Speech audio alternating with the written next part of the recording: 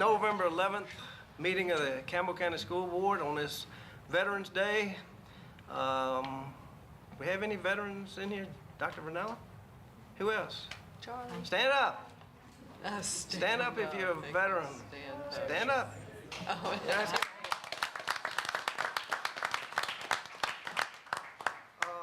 The first order of business is Pledge of Allegiance and a moment of silence. But let's reverse those roles. Let's have a moment of silence first, and then we'll finish it up with the Pledge of Allegiance. So during the moment of silence, just think about veterans or the active military members that you may know maybe in your family. So we'll start with a moment of silence, and then we'll say the Pledge of Allegiance. So please stand.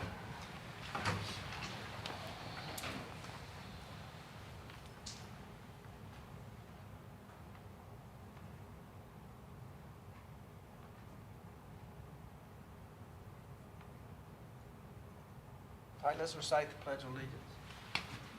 I pledge allegiance to the flag of the United States of America and to the republic for which it stands, one nation, under God, indivisible, with liberty and justice for all. Thank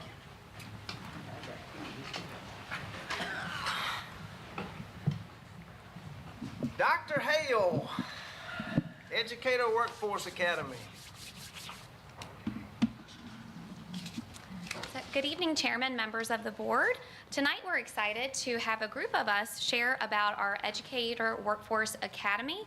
This was an experience that you heard a little bit about earlier after it took place in July, but there have been other developments since then. So tonight I'm excited to share a little bit about the history and the start of this event, as well as how we put that into practice last week with our Professional Development Day and Career Connections. We'll also talk about a really interesting and exciting experience for our 8th graders that they were able to do in October called the Worlds of Opportunity, and then also share a little bit more about what's going on around the county and next steps. Tonight with me I have Miss Wilson. She is our CTE program director along with many, many other things, but a lot of this has come from the work that she has been able to do and champion for our students. Stephanie Tyree, who is our Future Center Director at Alta Vista Combined School. And also we have Bobby Markey here, and he is our testing coordinator, but also he really serves in that some of those career counseling roles and just does a great job at Brookville High School. All right, so at this point I will turn it over to Ms. Wilson, and she'll share a little bit more about the actual Workforce Academy. Thank you. Good evening. So the Educator Workforce Academy started in the summer, and it was hosted by the Lynchburg Regional Business Alliance, and they brought together all of our region's school divisions and a number of organizations and employers in the region. And they did a 2-day pretty intensive experience where we got together to talk about the workforce needs and how we can prepare students to meet those needs and close the gaps that they're having.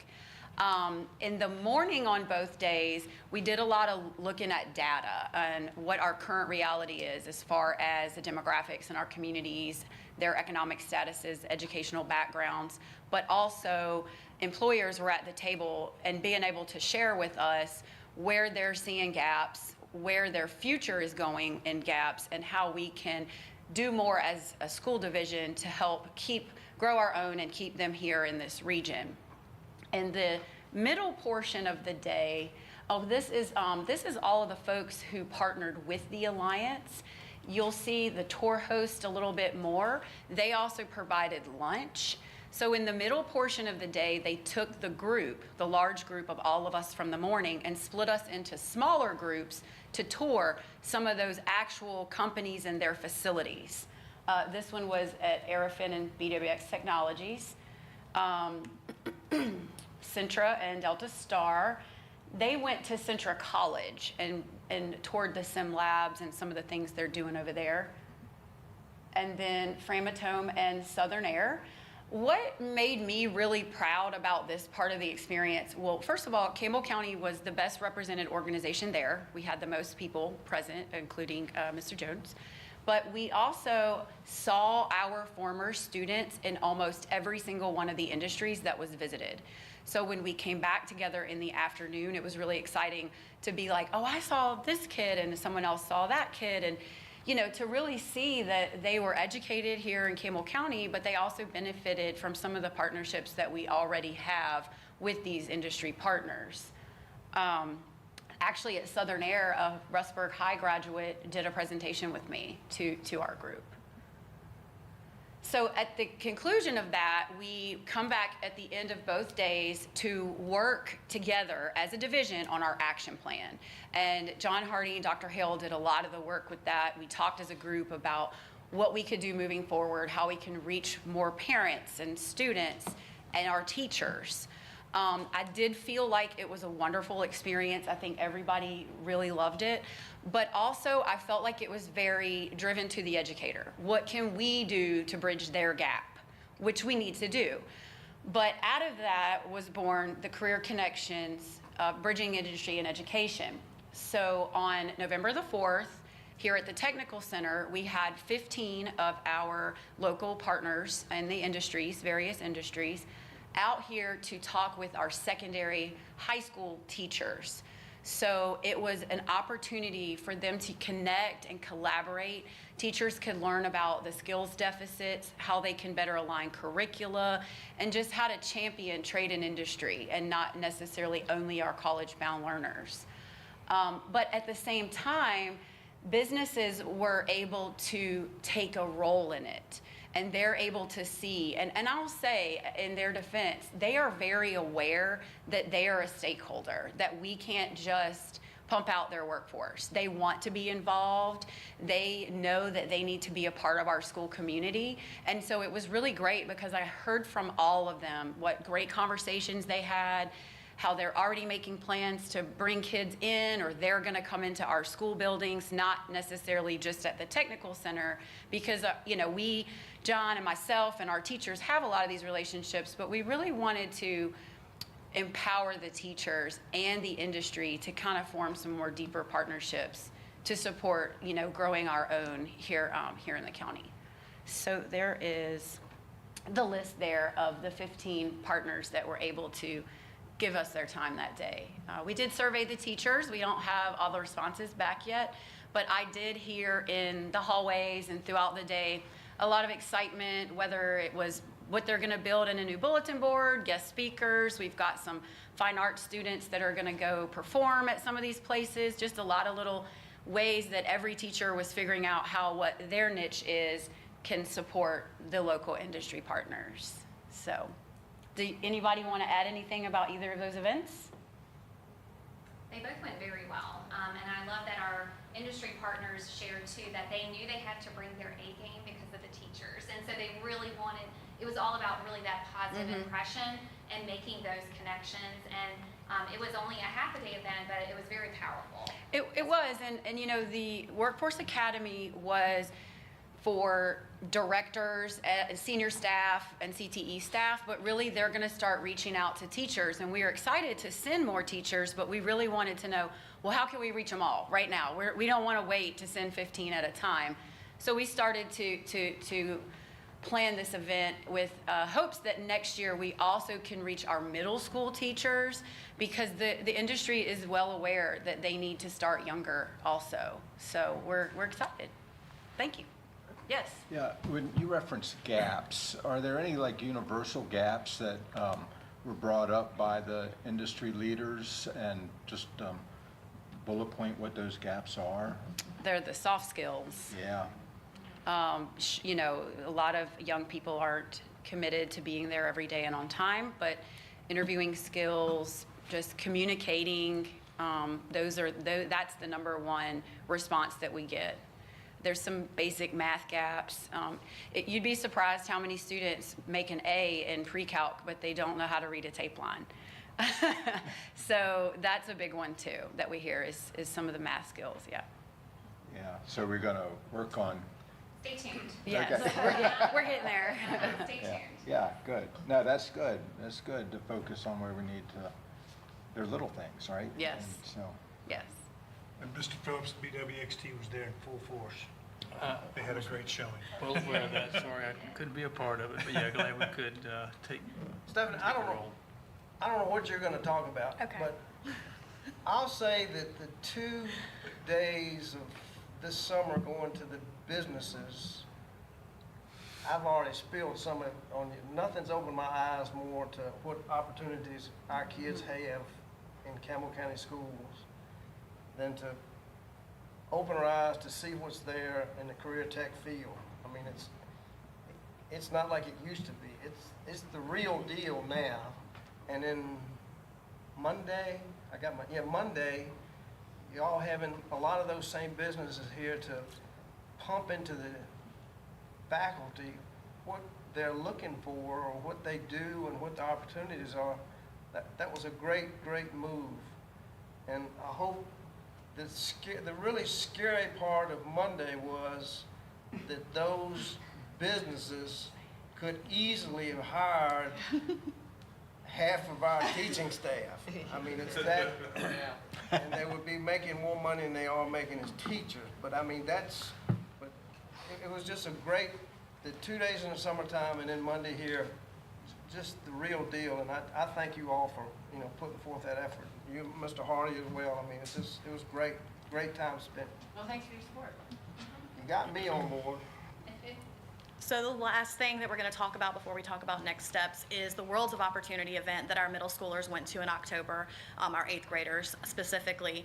That event was sponsored by the Lynchburg Regional Business Alliance. Again, they had talked about it at the Educator Workforce Academy with us, and so we had already been planning of sending those 8th graders. And they had 4 zones set up to hit the different areas in our region. And so transportation, engineering, marketing, manufacturing, finances, education, healthcare, all of those were within these 4 zones that students went through. And the great thing about this was that students got to interact with these industries. So it wasn't just you're going to go and hear and talk, because middle schoolers, they need action, right? So we had students who were doing all kinds of things, not only just talking to them, but playing games, building toolboxes that they took home in an assembly line formation, which was really cool, getting on machines that I don't even know what they are,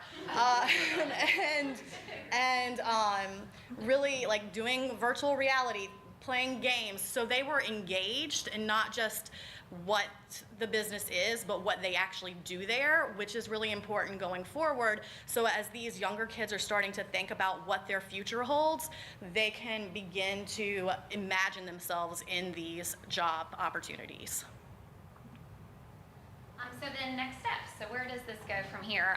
Worlds of Opportunity had been held one time before, but that was 2019. So this was the first time we were able to have this event, and really a big thank you to the Lynchburg Regional Business Alliance for hosting this for our region. We have had several guest speakers in classes and clubs. We have our college and career days. So of course we will have that in the spring here at the Technical Center, but we also are expanding those to middle schools. We know that that middle school opportunity is huge. And so Brookville Middle, for example, will have, this time it'll be a college day because they did career last December coming up. Our students do get tours of CVCC and the Technical Center multiple times, once in middle and then also in high school. And we're really also looking at field trips. So field trips, these places aren't far. So when we're able to do that, and especially to help our drivers out to not be something that takes them away from their routes, it's really important for them to get that exposure. I will also say kudos to BWXT and Framatome, along with Vector Space. They have been very much involved in our schools this year. They have been doing mentorship programs, and the students love it. Even this past summer, we had speakers during our summer school time, and the kids loved it. They were able to create basically a replication of what it looks like in with nuclear energy. What does this look like? We're also continuing to expand opportunities in work-based learning, and especially I will say Ms. Tyree and Mr. Markey have been very helpful with that and really trying to match students with those opportunities that will help them grow. CTE signing day. Please come. We don't have the date yet, so we'll have it. But as soon, please come. It is such a wonderful, wonderful day that we're able to celebrate these young people committing to a career. And one thing that you'll see is a brochure for a pilot that we will be starting second semester. This will be at Alta Vista Combined School, and it'll also be at Rustburg Middle School to start. It is called STEM Plus Manufacturing. Our Department of Defense has recognized that having skilled workers is a security concern. It is something that we need to be working on. So we are very fortunate with our connections with DES, which has helped with other projects, to be able to pilot this in our state and really be able to have our students, with the course it will match with is STEM, so that's really the one that we're focused on. It's the one that makes the most sense. But really to emphasize problem solving. How do you design and build? How are you able to do these things? And the model, if you guys think back to this, those who remember it, because I do, synergistics, right? It's kind of that synergistics model, but in a smaller form where you don't do quite as many rotations to really help our students be prepared. We feel middle school is the appropriate time. We're kind of doing 7th and 8th grade right now. My goal, my dream is for this to be a course for all 8th graders in our division because these skills are critical for them down the road. And we're very much, we're fortunate to get this opportunity because it is quite costly and it's costing us nothing. So that is huge for us, and if it goes well, our plan is to expand it to our other schools next school year. So that's a big one that we're really excited about and are in the process of getting ready and hoping everything gets here in time for us to be able to start. The other thing you noticed in one of the slides is we have 3 main industries in our area. They include manufacturing, healthcare, and education, and we need to take care of our own.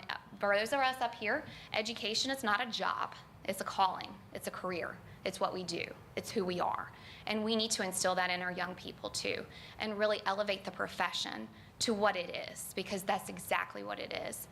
So we are really looking at our Teachers for Tomorrow program. This year we have Teachers for Tomorrow at all of our schools for the first time in quite some time.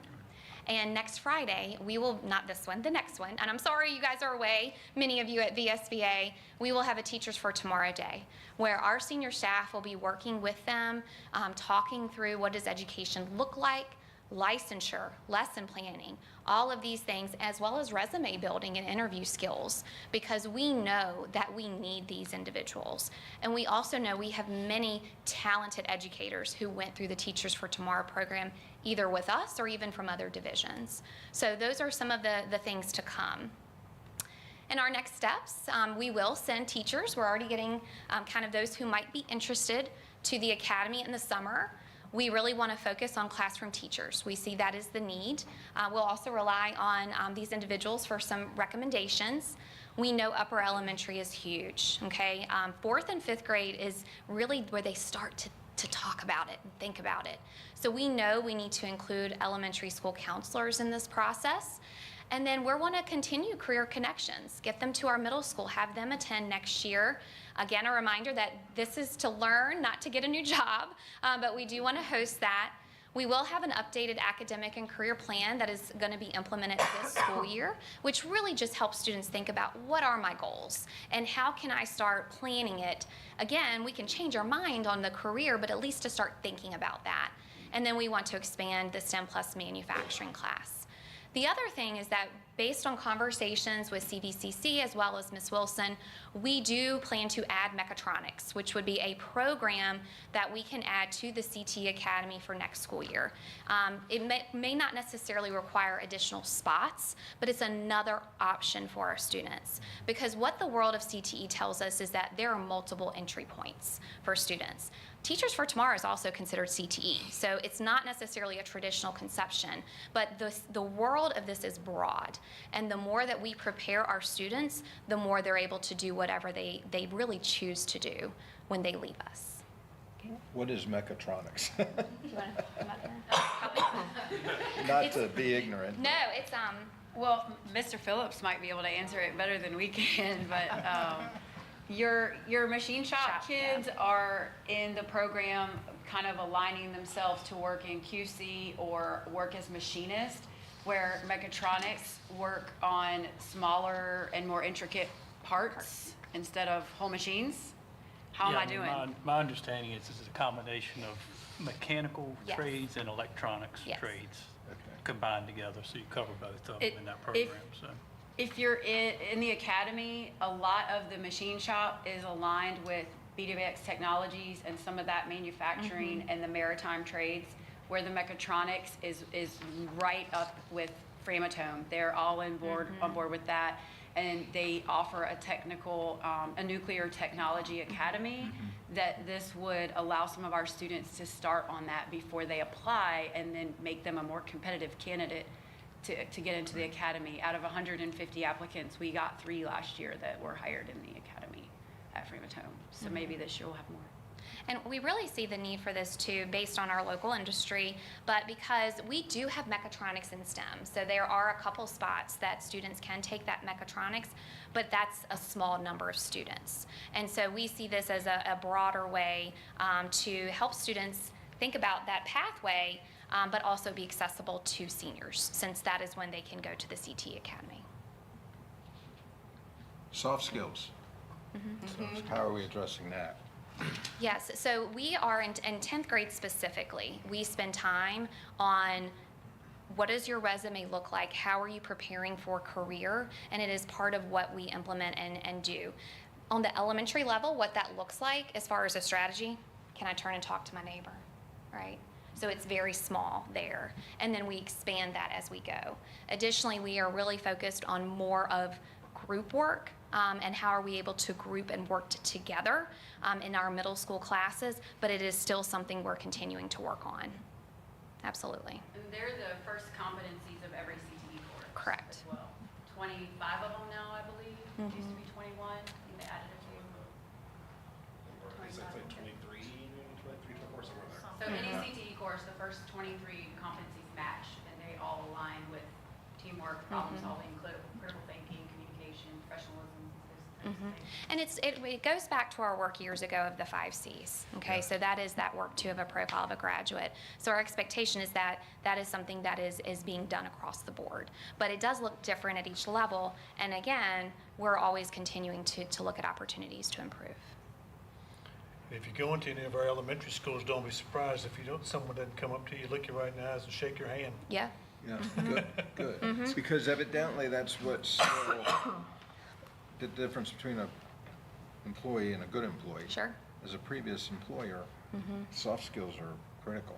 And I mean, you'll even see at elementary, partner reading would be another example, right? I'm reading to my partner, and that would be another thing that you see. So really emphasizing these things that sometimes I think we take for granted, but it is very, very important. Like you said, we heard it across the board from all the businesses, both the Workplace Academy and the Career Connections. It was across the board. Everyone was saying the same thing. People showing up, people being willing to work in a team, wanting to work up in the industry because they see those employees as investments. And so Yeah. they're saying, we want you to be invested in us and we'll be invested in you. And that was across the board. And so, as we're working on the curriculums and things, we're trying to instill those as well.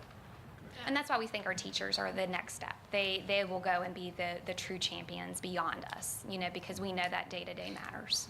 I was gonna say, I think that's part of also like attendance and why there's such a strong push for attendance, because that's another thing that these employers kept saying is they need people to show up on time, and that is why it is so important that we stress for kids to show up on time. Those habits start now.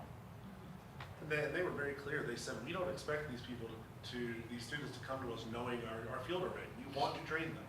So if they're willing to come and they just have a desire to work and they're going to show up, we will get them where they need to be. And so that's where we come in with the soft skills. If we do our part there, they said, we'll take care of the specifics. Right. Yeah. The other thing I'll share is one worker who's been at Framatome for quite some time. I asked him, I said, what would be the number one skill you would say is important if I'm talking to teachers? And he said, literacy. Being able to read informational texts and a variety of texts is huge. And that is a major part of our work this school year. Not that it hasn't been, but a continued emphasis on that. And so really being able to read, write, communicate, talk, all of those things, it's important work.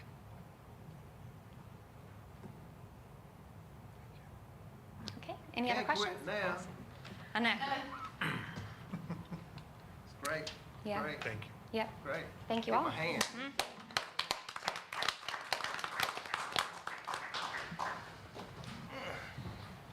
Anybody got anything else to say before we move on? Anybody gonna talk from the floor? Next order of business is approval of the October 14th meeting minutes. So moved to approve. Second. Motion by Mr. Phillips, seconded by Mr. Maddox, that we approve the minutes. Anybody got any questions or comments? If not, all those in favor indicate by saying aye. Aye. Opposed? All right, payment of the bills. Mr. Chairman, I reviewed those bills, and everything seems to be in order, so I move to approve payment. Second. Motion by Dr. Miller, seconded by Ms. Tanner, that we pay the bills. Anybody got any questions? If none, all those in favor indicate by saying aye. Aye. Opposed? All right, donations, Ms. McClanahan. Tonight you have 7 donations for approval. Unless you have any questions, I ask that you approve them as presented. Do I hear a motion? Make a motion, we approve. Second. Motion by Mr. Phillips, seconded by Ms. Vaughn, that we approve the list of donations. Anybody got any comments other than an appreciation? All those in favor indicate by saying aye. Aye. Opposed? Okay. Non-resident tuition, Michelle. Tonight you have a list of students being approved for non-resident tuition attendance in the county. Unless you have any questions, I ask that you approve them. Motion. Second. Motion by Mr. Maddox, seconded by Ms. Vaughn, that we approve the non-resident tuition list. Anybody got any comments? If not, all those in favor indicate by saying aye. Aye. Opposed? Ms. Hunley, I see you sneaking up here. Try to be on time. You have a pretty brief personnel report in front of you. We are in good shape certified-wise. We do just have a couple of positions that we're hoping to fill that are long-term subs right now that we're hoping to fill in January with some student teachers, but we have plans for that. Classified staff in the buildings is looking very good. We're pretty fully staffed there as well. So unless you have any other question, I'd ask that you approve it as written. Move to approve. Motion by Dr. Miller, seconded by Ms. Tanner. Anybody got any comments or anything? I hope you did notice the 2 positions Dr. Ranella had. Yeah. What? So how many are you currently down? 7. 7? Consistently 7. Had 2 people with CDL show up today. Okay. Show up. Just didn't have the endorsement, or, I mean, No, one does, one does not. okay. One, yeah, it's very, very close. That was promising. Good. That's great. Okay. Thank you. All those in favor indicate by saying aye. Aye. Opposed? Thank you. Religious exemptions, Mr. Wilson. Tonight, we have 5 requests for religious exemptions for your consideration. If you don't have any questions, I recommend we approve all 5. Okay. Motion. Second. Motion by Mr. Maddox, seconded by Ms. Parker, that we approve the religious exemptions. Anybody got any comments? If none, all those in favor indicate by saying aye. Aye. Opposed? Thank you, sir. Thank you. Dr. Hale, policy revisions. Yes, Chairman, members of the board, you have a few policies that are up for second reading. Many of them are grammatical updates or capitalization. I did want to draw your attention again to JFCR. This is our standards of student conduct, and this is to revise our current cell phone policy to be compliant with the Executive Order 33. The policy would be effective beginning, though, in January 1, 2025. So it is a bit different. Usually it would become immediately effective. This one would go into effect in January. So I did want to draw your attention to that. I'm happy to answer any questions that you might have.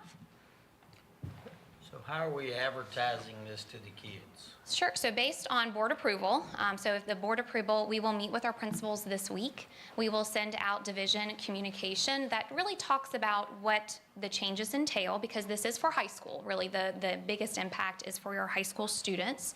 Our principals, we will request that they will be meeting with their students during December to help prep the 9th grade, 10th, 11th, and 12th grade classes for this change, and then continued that communication with families. So we do have a plan pending approval from the board.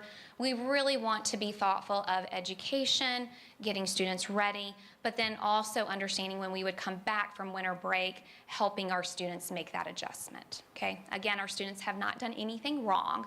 They have been following the policy that has been in place, but we have been asked to be compliant, but we do want to have that time during December to prepare for that. Thank you. So for clarification, elementary and middle school, when they step off the bus and step into the building, their cell phones are off and away. Correct. But high school can walk into the buildings with their cell phones out and on until the bell? And then it would be, it would be stored.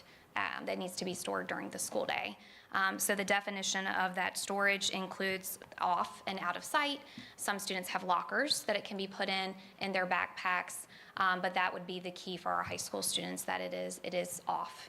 Okay. So in our two combined schools, the middle school kids can't walk into the building with their cell phones. They take it to their locker immediately, But those who have high it. school kids can still be on their phone, texting or talking, quote, in the same building. So- Correct. And they've been handling this. Keep that in mind, that middle and high, they have been doing this at our combined schools. And that is one of the biggest questions we had originally, was when when the policy changed, because you do have schools that are 6 through 12. Yeah.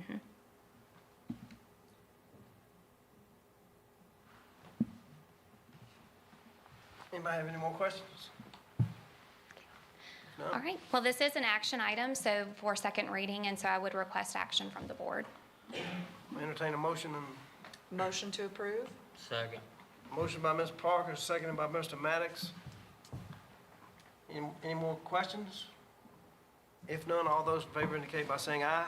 Aye. Opposed? Thank you. Dr. Stanley. Thank you, Mr. Chairman. So every year, the Department of Education recognizes schools for exemplary performance. And tonight, I'd like to congratulate and welcome Stephanie Anderson and her staff. Please come forward, because Alta Vista Combined School was one of the recipients of this award this year. It takes a team, I know.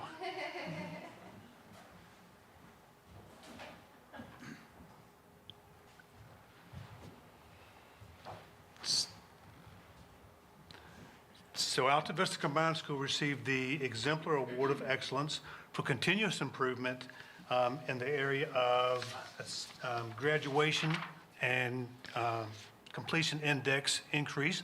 That has to be increased for over a 3-year period with an overall increase of 4%. So congratulations. We all know that moving the graduation rate takes everybody, and it's certainly a lot of hard work. So congratulations, Stephanie, to you and your staff on a job well done.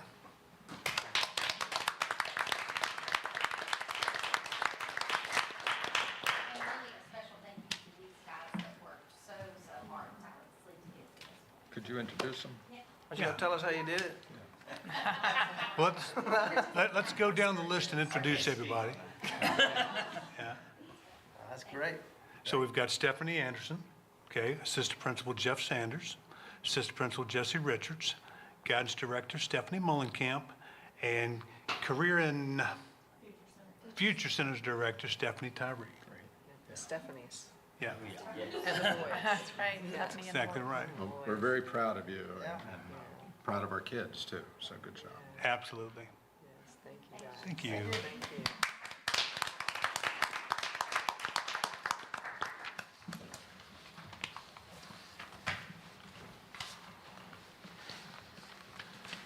So this past week, we did our first, or hosted our state legislators for the first time since I can remember. And that happened last Thursday. We had Senator Mark Peake, Delegate Wendell Walker and Delegate Eric Zier. We invited them to Campbell County Schools, and we met here on Thursday morning, and where we had kind of a meet and greet, and then we went to Yellow Branch Elementary School, where I had Dr. Ranella talk about some of the safety and security measures that have been installed and put in place there through security grants. Then we had the chance to walk to different classrooms and see the Virginia Literacy Act in action. We got to see some of our literacy teaching going on, math instruction and social studies. From Yellow Branch, we went over to Rustburg Middle, where we got to tour the new building, and then we also got a chance to look at the new STEM labs and talk about this program that was introduced to you tonight. From there, we came back here to the Tech Center, where we were served lunch by the culinary arts class, which was fantastic. So we really had a great day. It was really nice being able to talk to our legislators and get to know them on a more personal level.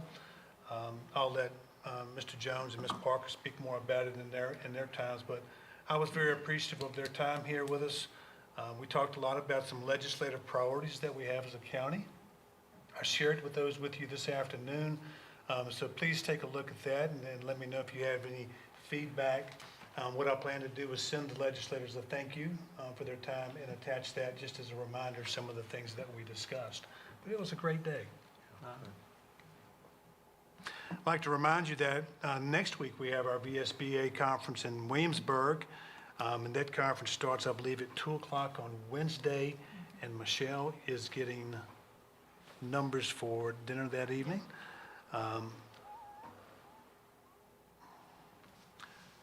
I'd also like to just inform you that last week the governor had a press release where he introduced to everyone the new school performance and support framework. I don't know if you remember, but last month we talked about our current accreditation, and we introduced you to this new framework. It's on the Department of Education's website, and it has a list of how all schools did under the new guidelines and new framework, and I'm happy to tell you that all of our schools landed in the on-track category, and we had one school, Leesville Road Elementary, that landed in the distinguished category. Okay. So we were glad to see that. I don't know exactly how accurate the data is, but that was kind of a snapshot using last year's data as to where our schools would currently fall under this new framework. So we plan to kind of show you the website in another month or so, just so you can be more familiar with it, and then share some things with our parents so they know that on the website's not only that information, but also resources for parents. Very informative. Last week, we also sent a message out to our parents regarding a clear bag guidelines that we're going to put into place for our athletic events. What does that entail? Well, it just basically says that we're not allowing large bags to come into sporting events unless they are clear, unless they are see-through. And this is just a safety measure.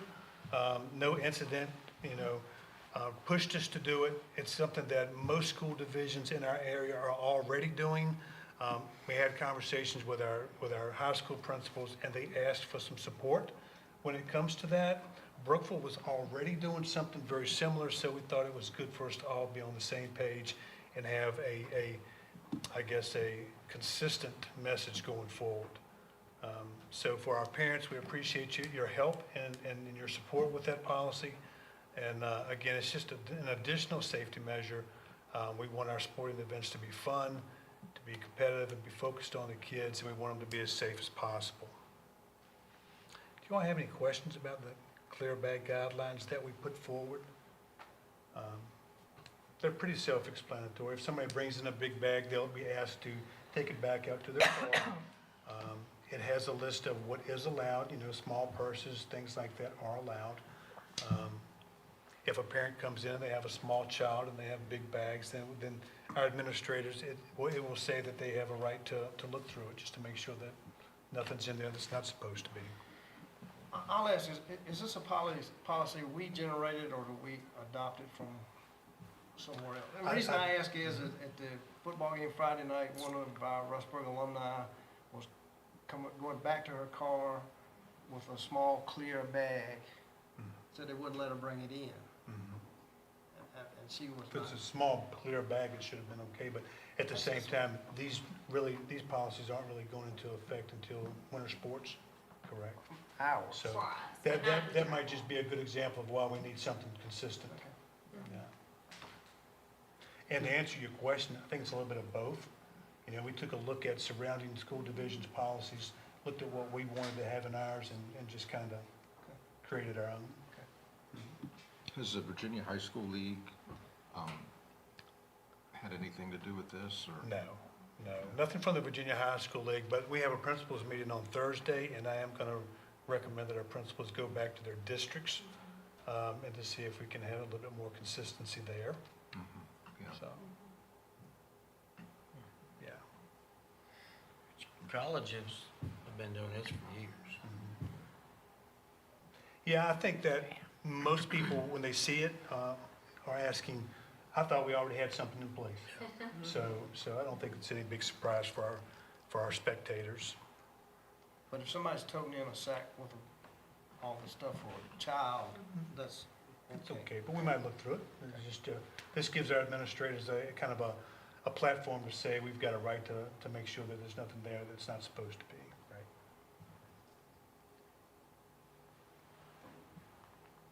We've got some more good news in the area of school-based mental health. If you remember, about 3 years ago, we got a $5 million federal grant that allowed us to add, I think it's 17 professional mental health professionals in our schools. That has gone very well, that partnership with Harvest. So recently we asked your permission and got it to apply for another federal grant. And we found out October 17th that we're the only school division in the state of Virginia that got it. So we're going to get an additional $2.5 million to apply to mental health. And our focus for this grant will be on the primary grades at elementary school. And we really also want to focus on transitions. As students go to Cornerstone and transition back, we need to make sure that we're doing a good job of providing the supports back at our home schools for those kids to be successful. So that will be the focus of the grant. But we're very excited to get it. That's a one-time allocation? It's going to be over a 5-year period. So it's about $400 and some thousand a year. Wow. Yeah. Good news. That's fantastic. Yeah. The only one in Virginia. Only one in Virginia to receive this federal grant. Well, whoever's our grant writer, thank them for the board. Yeah, 'cause that's Absolutely. crazy, yeah. Absolutely. So then I've got an update on two students. One, we got some sad news today. We've got a third grade medically fragile student at Rustburg Elementary School. His name was Kingston Street, that passed away over the weekend. So please remember that family in your thoughts and prayers. And then we also had a student, while we were doing our Invite Your Legislators to School Day, we had an accident. It was a Rustburg High School student traveling over here to the Tech Center. Student's name is Marissa Johnson. And I shared with you a picture of the accident that happened right down here on 24. A horrific crash, but Marissa is doing well and is okay. Mr. Hardy, correct me if I say anything wrong here, but I think the most significant injury was a lacerated pancreas? So, a little bit, they had to watch her spleen. Spleen, thank you. First, and then general things. Rotator cuff not torn, but, and, you know, some damage there, no broken bones. Just, absolute miracle. So, Absolutely. I know. So when you see that truck and realize That that someone that is got out of amazing. that truck. And we're certainly very thankful for that, so. Anyway, that's my update. went home from the hospital yesterday. Oh, great. Yeah, amazing. Before, is that all you Yep, got? that's all I got. Thank you. Before we start, I was minding my own business at a football game one Friday night a couple weeks ago, and there were two people behind me who were saying, our kids don't go to school Monday and don't go to school Tuesday. I said, I don't know what's going on. Tuesday was election day, Monday was a teacher work day. And I turned around and I said, Monday's a teacher work day, and Tuesday we can't go to school because it's election day, and we have two schools that elections going on. And she said, what do teachers do on teacher work days? Give our board an answer so we can share very politely. What do teachers do on teacher work day? We just shared. Well, you think about it, I mean, what professional organization or group of professionals never talk about getting better? Never talk about growing professionally and collaborating with colleagues to grow. And so I think anytime we get a day like that, we want to make the most use of it as we can, because we've only got, I think, 3 built into the whole calendar. So of course, part of that specific day was where we had our career connections piece. So what a great opportunity to teach teachers about the why behind their profession. You know, it's to expose kids to the workforce. You know, it's just opportunities like that teachers just need to learn and grow from each other. I mean, we also had on that day training going on for the Virginia Literacy Act. That's letters training. That's the science of reading. So we're teaching our teachers the science behind the most important thing that we do, and that's teaching reading. So it's just an opportunity for us to grow and get better. It's time well spent. Time well spent, absolutely. But these two, I think they were just thinking it was just another day off for the teachers. Well, some days, you know, we've had those conversations where professional development's great, but sometimes for the sanity of our teachers, they need to just get some work done without kids.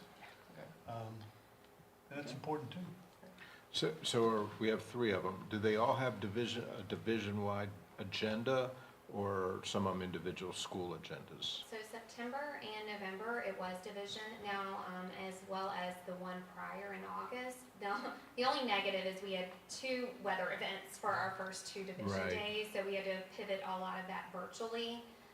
They still had division this November 4th, but we also tried to give some time for teachers to catch up on the work that they need to do in their buildings. So it was about a half a day, and then a half a day of that. January will not be division planned because we are changing semesters. So our teachers will have brand new students, some of them, and need to be prepared for that. And our elementary teachers just need time to work. And then we'll revisit division-wide in the spring based on where we are. So great question. Thank you for that.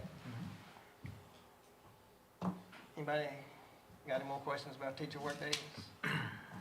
If not, Ms. Parker, you got news good for the board? Yeah, absolutely. I didn't know if you wanted to go first on the legislative. I'll just echo Day. what you got to say. Okay, all right, well, I appreciate it. Well, thanks everybody for being here, and to all the veterans that are here that are listening. I know everyone's at home watching us right now. You know, we've got watch parties all over the county watching the board meeting. And to my sons who are in the, we should really start that, you know, we should start some watch parties. But seriously, to our veterans, those that have fallen, of course, and those who are currently serving, and sending prayers out to them. And just wanted to mention and I'll jump over to the legislator visit, but during our meeting, the legislators prayed twice. Once for our student and then once over our meals. So I just wanted to share that. You know, a lot of folks think that, you know, prayer isn't allowed in political events, but they also pray at the beginning of every General Assembly meeting and every Congress and every Senate meeting. So I just wanted to bring that up, and they actually prayed for our student. I really appreciated that. So I think Dr. Stanley actually said the prayer for her, and literally it was a miracle if you've seen that photo, and I'm just so glad she's okay. So a couple notes from the schools. Mr. Martin said that the PTO had a dance and they had a phone-free event, and the students had a blast. They had escape rooms, a mobile arcade, all kinds of like giant Jenga and all kinds of things like that. And I think that he was very pleased at the interactions with all of the new, even though we haven't changed any policies and they weren't really allowed before. He just said that it was really obvious there were no phones in the building, and it was awesome. He was very pleased with that. Miss Ferguson at Tomahawk Elementary School, we have a teacher at Tomahawk that's from Asheville, North Carolina. So Tomahawk is doing a donation for hurricane relief victims through the 25th of November. So if you have any items, they've got a flyer on the website. But it's kind of the make sense things, right? Baby supplies, cleaning supplies, toiletries, canned goods, things like that. They'll be collecting them and delivering them to Asheville, which that's awesome. Randy Dunton, who I work with and is also a neighbor from Legacy Education, just sent us a list and has been continuing to do great things for our workforce development kids. And I don't know if you guys looked at the list, but the kids are securing jobs between $40,000 and $90,000 a year. Some of them, like my neighbor Drew, one of my extra kids, he has housing, and he's all in what, just less than a year has gotten two. I can't even think of the words. He's moved up the chain, and he's into supervisory roles. Absolutely loves it, and I really appreciate the Legacy Education Foundation for all of that work. And then the legislators that we had our day where we had them walk around. It was just, for everybody on here who knows where my heart is about connecting people to our legislators. After the first time I went to Lobby Day in Richmond, everyone's got to go. You've got to go and watch our legislators in action and realize you can walk right down the hallway and go plop down in their office and talk to them. They want to hear from us. And it would just warm my heart all day. Teachers talking to them, students them asking the students questions, learning about the licensure issues was huge. For CTA, like, the Dr. Wilson, helped discuss some of that with them, and our electronics teacher, electronics not the right word, electrician teacher, discussing that licensure, and our culinary arts teacher. When she explained the hurdles for licensure, I was blown away. Why should a past teacher, for those who don't know, past teacher who had a culinary arts background, who is teaching, pre-adults how to cook, have to take a class on interior design to get her license to teach? And early childhood development. So they were listening, and they appreciated a lot of the feedback. So I'm super excited that we have a legislative agenda for them, and they appreciated everything. The food was amazing. I'm going to throw Barry under the bus. He didn't know which fork to use. I didn't know which fork to use either. So I didn't know. I said, just grab the one closest to your hand. I didn't know which one to grab either. But the culinary arts department was awesome. The students were incredible. And I'm just trying to think of how I can thank them without, I know they're not tuning in here tonight, but might have to. Can I add something Yes, to you? of course. Mr. Hardy was just a great resource to have here Absolutely. that day, because he was on top of everything, just being able to say how many students we got, how many students we had to turn away, and the license. Mr. Hardy, just thank you so much for being there. And I know you had a lot of stress that day, but you were the great resource, for that group Friday. Appreciate it. So that's. Yeah, no, you were a wealth of information, which was great. I appreciate bringing that up, Barry, because, even we don't get to know how many people apply, how many slots, and we're limited because of the licensure for the health department type things like cosmetology and RN.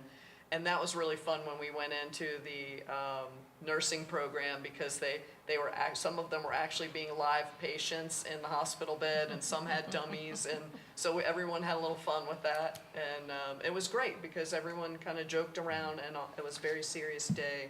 And I hope the relationships continue. We continue to build on those, and I really appreciate the staff, Clay and Amy and everybody, for organizing it, John and Ashley, for organizing our schedule, and our principals that let us go through the schools. It was a great day. And our driver. And our driver, yes, I forgot her name already. Lisa Aaron. Lisa. She was awesome. Yeah, and the bus was great. That was a great bus. Yeah. No, thank you very much. Appreciate it. Thank you. Dr. Miller? Yeah, I got a couple of things, and then I want to kind of go over to the legislative positions that we'll be voting on in this. And so, first, fun stuff first. I was down at Brookneal last Wednesday. Actually, I'll be down there this Wednesday for vision testing. But Dr. Stanley sort of gave me a heads up that for the last 2 or 3 years, the preschool has been meeting in the cafeteria, and that's just not a long-term good idea. And so looking at trying creative ways to create more space to incorporate that. And there's still pursuing that, so, things will, look forward to how that resolves. But we're looking at different rooms and sizes and stuff. But everything's still going good. I think Mr. Harrison is enjoying his role as a principal. He sets a high bar. He's frustrated with attendance, but behavior issues getting better, and so he's had a good mentor. But he wants things to be better faster, but he's doing a good job. William Campbell, I went to one of their football games. It was a real nail biter. But Mr. Cartwright emailed me to share that the William Campbell Combined School girls cross-country team is qualified for states, and one of their male cross-country runners has qualified, and that three of the runners earned all-region honors. Our volleyball team competed in the regional quarterfinals against Alta Vista, and our football team will compete in the regional quarterfinals at Brunswick this Friday. And winter sports programs are starting tomorrow, right? Yeah. Yearbook staff entered the Woodman's Life America Is video contest and held second place as of Friday. Staff and student volunteers participated in Marissa's Mission Special Needs Trunk or Treat event, and the PTO successfully conducted their first school-wide fundraiser, selling over 210 William Campbell themed blankets. And then we're proud of, he implemented an attendance incentive program, and over 200 students qualified by maintaining 2 or fewer absences. 200 is a lot of kids in William Campbell, so that's a good thing. And those students were rewarded with donuts for excellence attendance. And so he just wanted me to share that these accomplishments reflect the dedication of our students, staff, and community supporters, and we continue to see growth in both academics and extracurricular areas. So go Generals. Love to talk on the Educator Workforce Academy.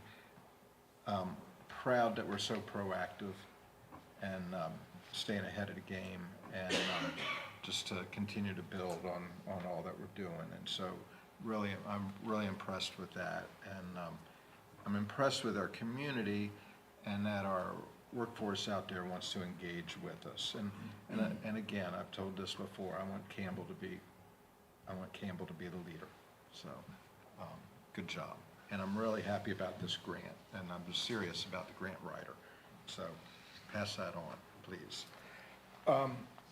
As far as the legislative positions that the VSBA are taking every year, for those who don't know, the vice chairman is the delegate to vote on a battery of legislative items that are positions. And they come up with these positions, and then each year there's either new positions or they amend the ones that they've got. And this year, they're basically all amendments except for one. But so I just wanted to recap what these were for you, and then with your permission, I will vote to approve unless you have a question. So the first one, which is legislative position 1.7, is an assessment, reform, and accountability. And it's an amendment that they want to continue to weigh growth measures as much as for proficiency. And then that for English learners currently, correct me if I'm wrong, but English learners are exempt from achievement and growth measures for 11 semesters, and the proposal is to do that in 3 semesters. The amendment is that they would like to keep it at 11. Number 2 is an amendment for assessment of limited English proficiency students, and there's a type of testing design, universal test design, and that's an amendment that they would like to have that. Number 3, which is legislative position 9.4, is a funding. They added language to specifically reference the 2023 JLARC study to remind our legislators that, they're still behind it. They're getting closer, but they're still behind the bar based on the JLARC study. So that's an amendment to to bring that to our attention. And then 9.1 is also a funding, and evidently, and I don't understand this, but there was a support cap instituted in 2008 Great Recession, and the amendment is to eliminate that support cap.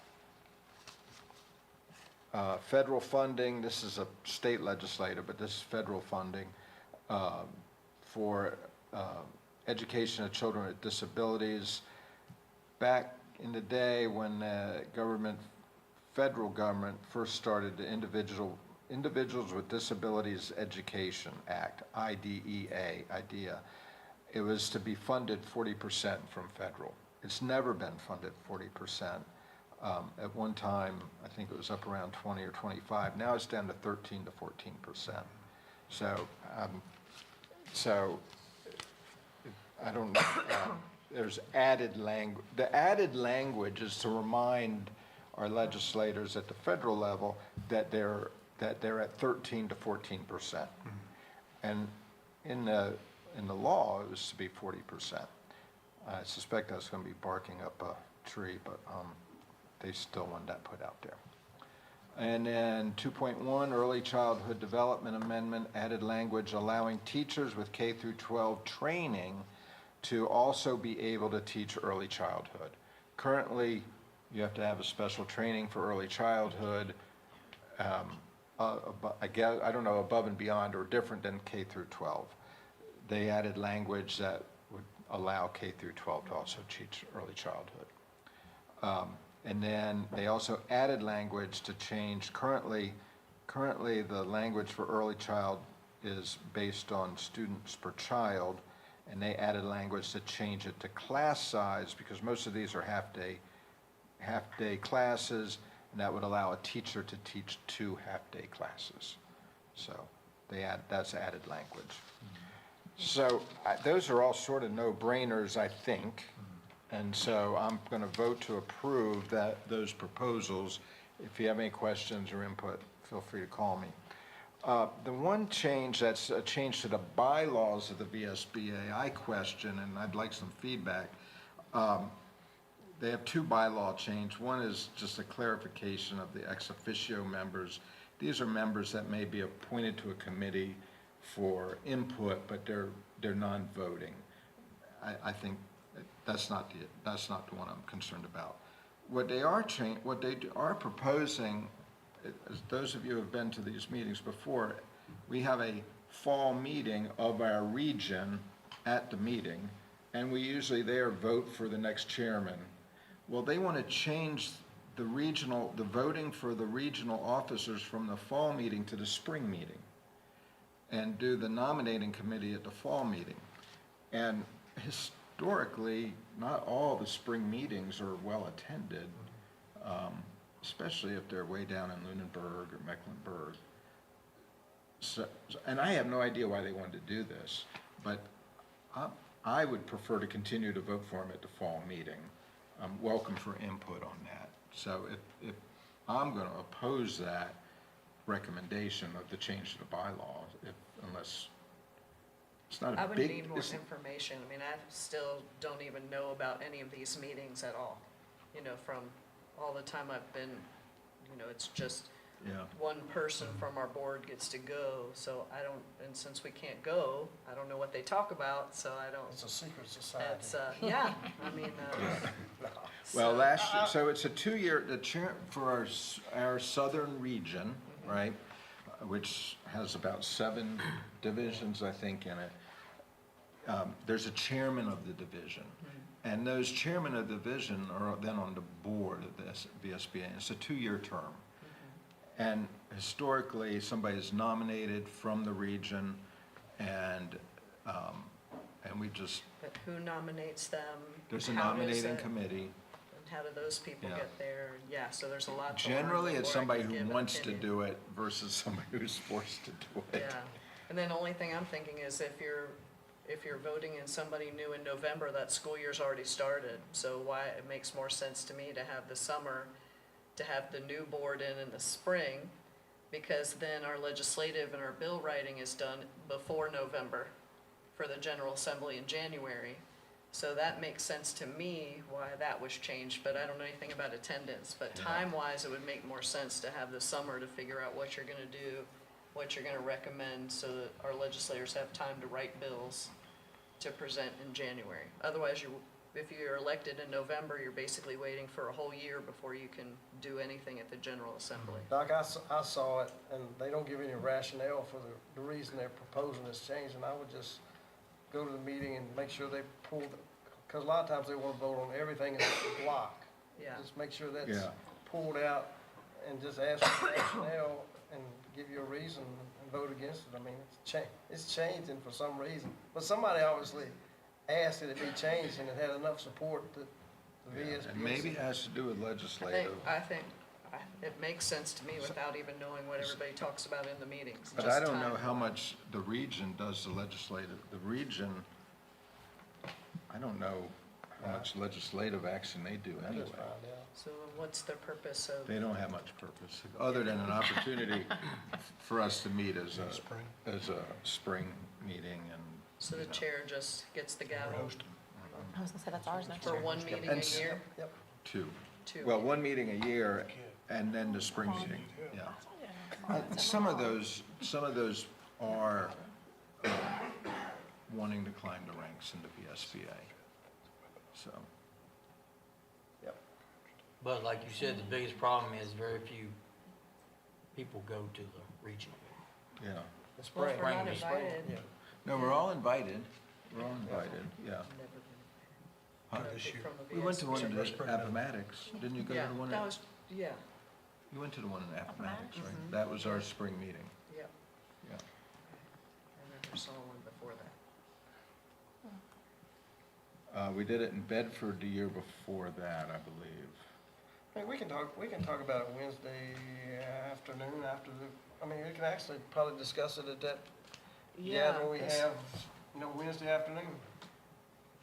The Because there were a region. lot of meetings, Okay. like when we went to Williamsburg, and that, if you weren't in a chair position, you weren't invited to attend them. So, That's true. We'll get Yeah. we'll get you to, but you can't go to the voting session, you gotta have the credentials that he's gonna have to vote. We can talk about it Wednesday afternoon. All right. At that regional. I'll call Gina and find out what's behind it. yeah, and I was just gonna say, like, for the nominee, and then you have 6 months, doesn't matter which 6 months you have. If they're gonna vet and you feel it's important, you're gonna show up to vote. So yeah, it's hard to give you advice when I don't even know what they talk about in their meetings, Okay. you know? Okay, all right. Got more? That's all I got. Ms. Tanner, give us some more good news. All right, so good news. So Leesville Road had a PJ Day they sponsored last Friday, and it was I think they kind of made it anybody with PJs, but the encouragement was to bring new PJs for donation for the hurricane victims, and so that I think went well. There was a Veterans Day celebration this morning. I did not attend. I ended up taking my mother-in-law to a medical procedure so that my father-in-law could attend, and so he went with my son, and he said it was absolutely wonderful. They had a parade, they had breakfast in the morning. They've been announcing all their veterans throughout last week, and the kids got to stand up if it was their relative in the class and be recognized. There was a whole wall of pictures that we sent in to celebrate our veterans, and I spoke to my father-in-law later on today, and he said it was really nice and nicely done. They paraded kind of out of the building, and the kids clapped, and after they left and from breakfast, and so it was really nice. So that was nicely done today. Brookville Middle School did their SpongeBob musical. I think was a huge hit. I heard a lot of community members that were super excited to see that program growing with the middle school theater. So that was exciting. Christine sent us a whole list of some wonderful things, and I don't want to take away all of Kristen's stuff as she goes through. So I'll kind of skip through some of that, and I'm going to go down to the winter sports starting today. But I want to commend our administration and our athletic director for balancing the football games, all of the challenges that have come with construction, and making that work. It seemed like every Friday there was something. I mean, help me out as we're rolling through here, but it was something, whether it was the lights not working, whether it was the blocking, even to get down there for the teams, having to navigate pickups and drop-offs of opposing teams. locker room situation, everything. That seemed like every week, and we hosted a lot of football games, that every week it was a challenge, and kudos to administration, dealing with the construction in general. I think with some of the delays, that definitely needs to be kudos to them, and recognized. But Jeff Cruz has done a wonderful job balancing and constantly running nonstop. I attended, I think, all but one football game. And, it was every single time there was something that had just been a hurdle that he had to overcome and the staff had to overcome to make that successful. So I like to celebrate that. And balancing, now with winter sports, and we're down to one gym, right? And so that has kind of started and kicked in, and he's balancing practice schedules and locker room use and the limitations of that space downstairs when construction isn't where we had hoped it was going to be.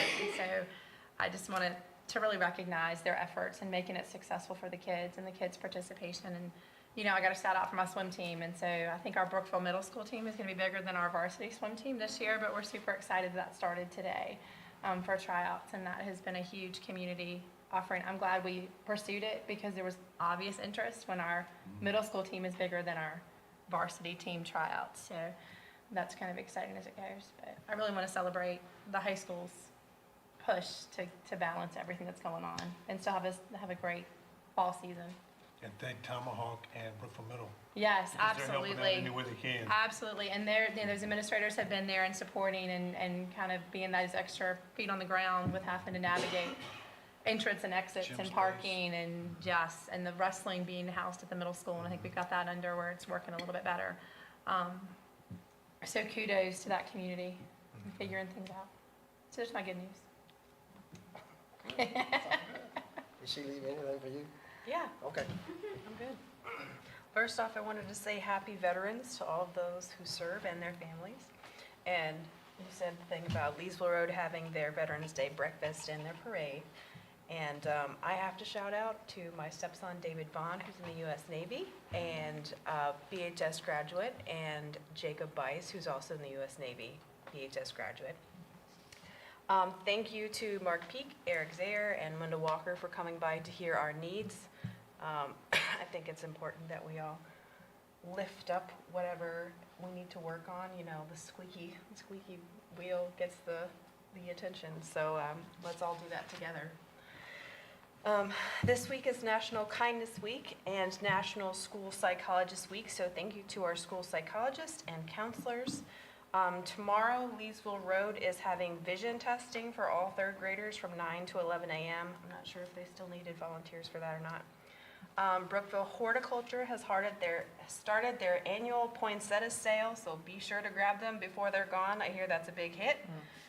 And as a reminder, the clear bag policy for all athletic events, it will be going into effect. And be sure to grab your clear bee bags for sale at the bee barn. That's right. Have to say that slowly. Get your Brooklyn one. It's actually called a bee bag. Bee bag. Well, there's bees on the bag. It's called a bee bag. I would assume so. Good idea. Good marketing. Mr. Phillips. Yep. We recognize our veterans again. Thanks to them for all their service. Dr. Hale, great presentation on Educator Workforce Academy. Thanks to you and everyone involved with that.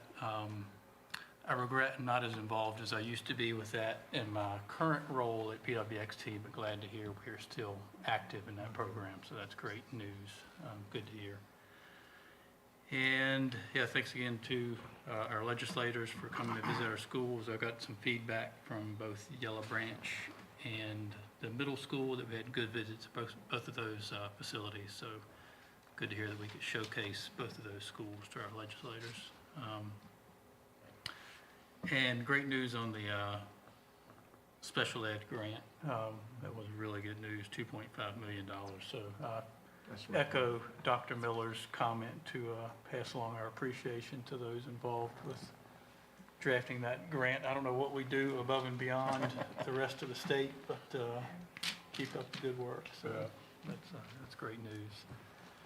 And a few things from the principals. So we mentioned the fall programs wrapping up in sports. The Rustburg volleyball team advanced to the Region 3 tournament. Our football team finished up the regular season 7-3. and we are playing Heritage this coming Friday in the first round of region playoffs. Cross country competed in the Region 3 meet this past Wednesday as well, and the cheer team advanced to the Region 3 competition last Saturday. And on the theater department, Lance Burton received the Best Actor Award, so that was an outstanding accomplishment. Congratulations to him. And the Red Devil Theater's presenting their fall musical the weekend of November 21st to 24th, so be sure to make one of those shows if you can. The PTSO is doing a bingo night to raise money for after prom on November 17th, and then some good community service. NHS collected items for hurricane victims and donated those to Gleaning for the World, and they also are having a senior community service day on November 25th. So good to hear the students involved in some community activities.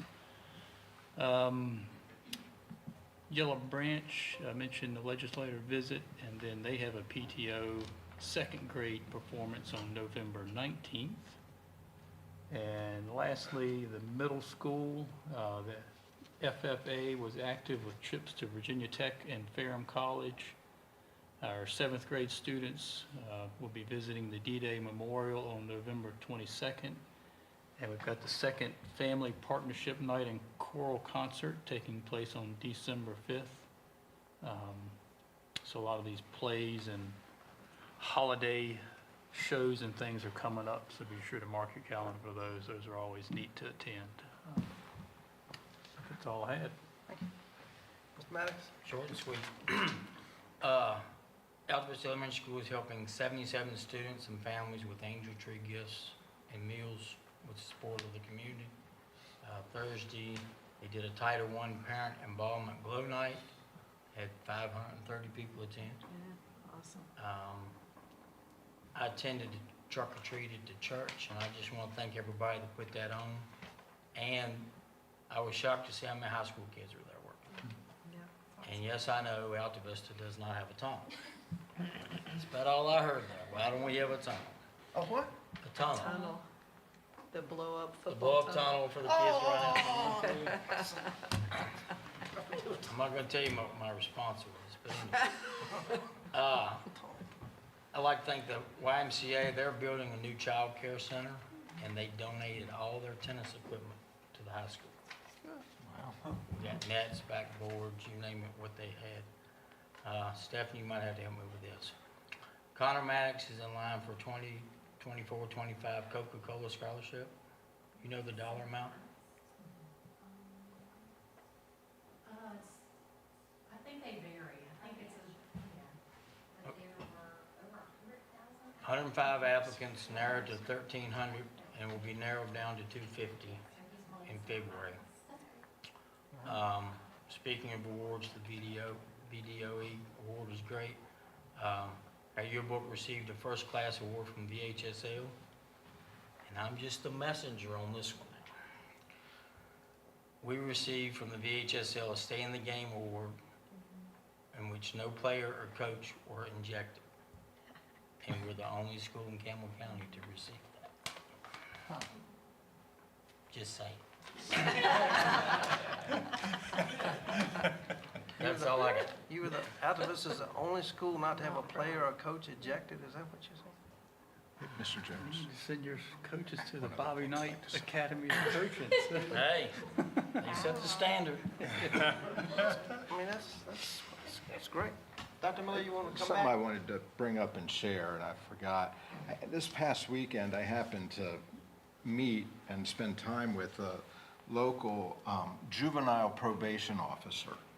And we had the opportunity to do a lot of talking, but about the trials and tribulations of that job and dealing with at-risk kids and kids that are in trouble. But he shared, and then I shared that I was on the school board, and he shared that Campbell County does a great job. And he recognized Dr. Wilson and our SROs, and that we were, and he referenced it as a tight community. And so it's still a struggle, But I just wanted to pass on that from his perspective, dealing with these kids, that he complimented Campbell County. And I wanted to share that. Yeah. Good. Mr. Bennett, would you like to tell us what's going on at Concord? Shake your head yes. I could read what you wrote, but I'd rather hear it from you. Now, we do whatever you feel most comfortable. One of the things, of course, coming from Brookfield is really nice, and I have very little to do with it, but I want to congratulate our kids. We had about 250 of our kids have perfect attendance. Wow. That's just amazing. Now, 400 kids, 250 have perfect attendance. That's So amazing. Still working on attendance, but that's really nice. We had our Title I Glow event as well. I don't know the exact numbers that came in, but it was packed. So it was really nice to see them come out for that. We're preparing for our Christmas event, which will be our first one, which we're excited. So again, all of you are welcome to come. It'll be on the 19th at Concord. Love to see you there. I did send you a couple other things. I can't remember off the top of my head though, so I can find my email message. We did have a Veterans Day breakfast this morning and a little concert for them, and that was well attended by about 50 veterans who were there, so we're pretty happy with that. Of course, a lot more people, but about 50 veterans. Also, we're going to have a play coming up for 4th and 5th graders at the beginning of December, so we're excited about that. And I think that's about it. It's great. Thank you so much.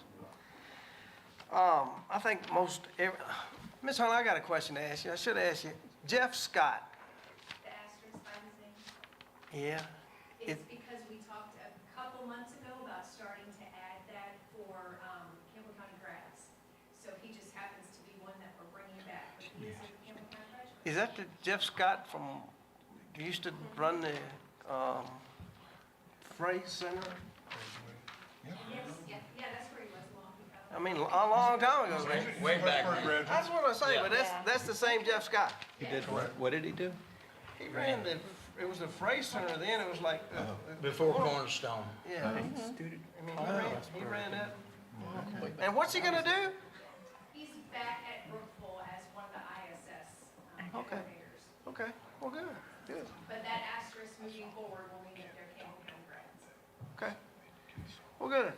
I don't want to take much time, but the Workforce Academy, thank y'all so much for everything you've done and continuing to do, because it is quite the opportunity for us to provide for our kids.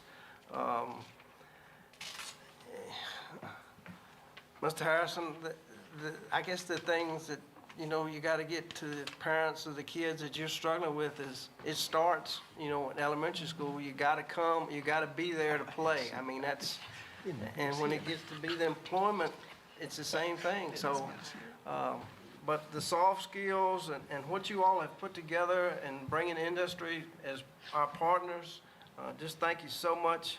The day with taking the legislators to school, the two things that I think stuck out was, I think they recognize that we got a lot of good stuff going on, and we don't look for a lot of, media coverage. We just do it and try to do it right the first time. But the two things that really stuck out to me was, first of all, at Yellow Branch Elementary School, I think, what do we go in, like the third grade? What grade did we go in over there? Third. I mean, whatever teacher she was, had the kids all circle around her, and she was writing on a dry erase board. She could write better upside down than I can write right side up. I mean, that was just the talented teachers just being able to write upside down so they could read it.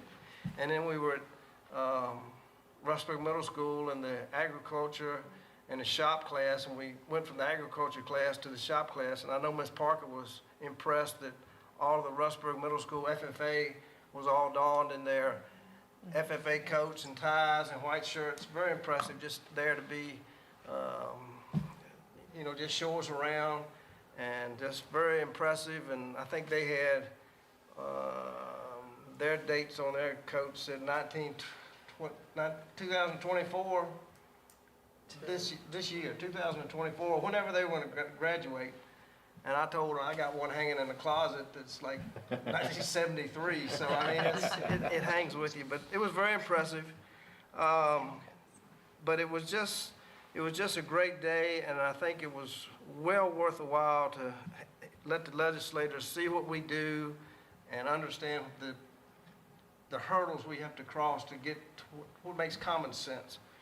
And y'all were talking about the grant writer. I think we also need to appreciate the grant finders, the ones that find these grants that, that are out there. So, and that's really all I got. I just appreciate all y'all's contributions and your efforts to make our school successful.